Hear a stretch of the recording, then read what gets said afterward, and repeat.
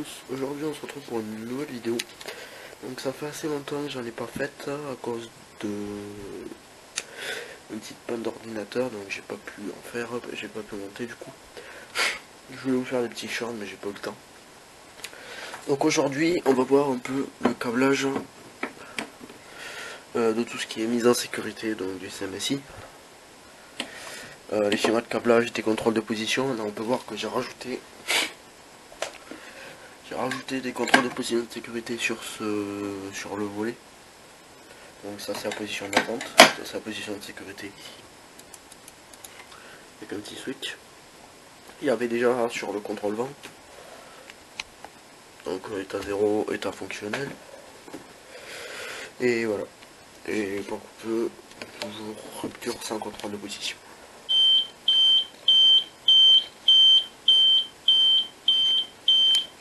Donc là on a un défaut de position de sécurité. Anomalie CMSI. Par contre, mon extraction est toujours en position d'attente.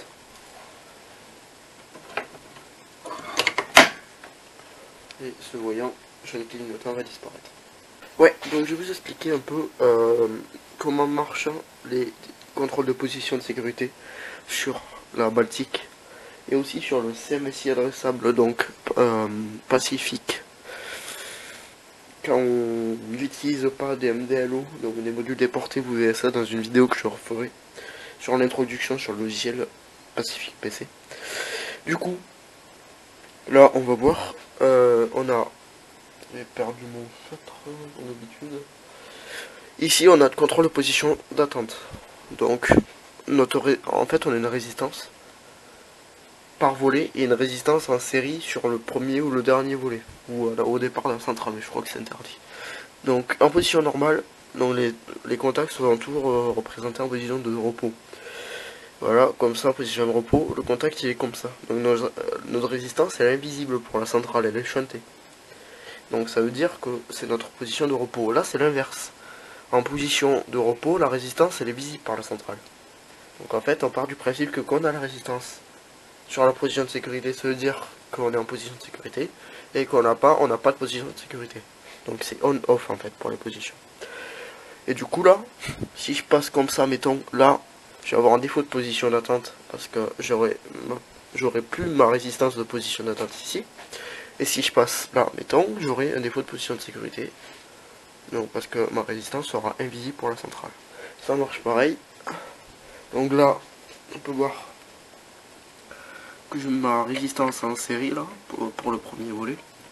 Et ma résistance qui est shuntée par le contact. Là c'est pareil, la résistance en série pour la position de sécurité. Et celle-là qui est shuntée. Voilà. Et c'est pareil dans le contrôle vent, j'avais déjà montré.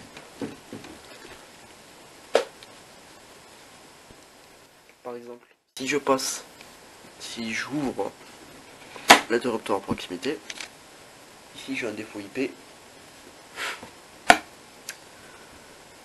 Si je mets un cadenas par exemple, comme j'ai fait là, et du coup, il n'y a pas de position d'attente.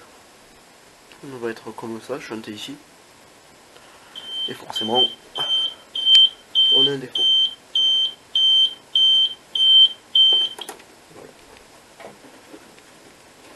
Voilà. C'est là tout l'intérêt de surveiller par deux contacts, et pas par un seul.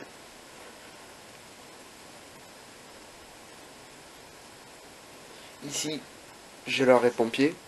On va attendre que ça se remette.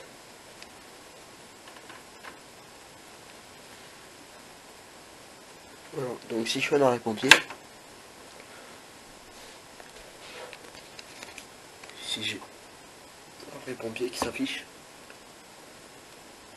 AP, arrêt pompier.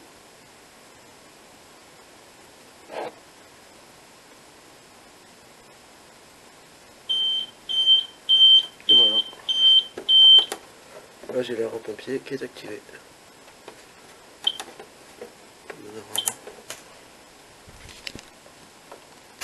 Voilà.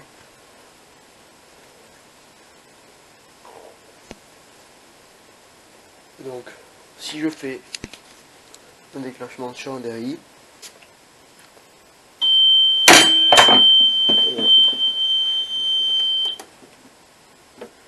ZF en position d'attente de sécurité, et pareil pour l'extraction.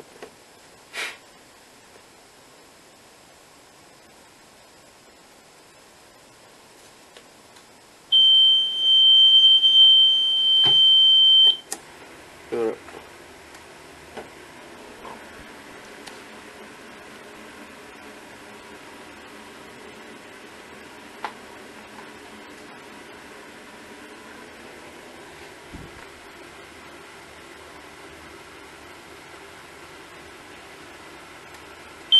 Et voilà. On est en position de sécurité absolument partout, on n'a plus de défaut. Première alarme, ZA2, circulation.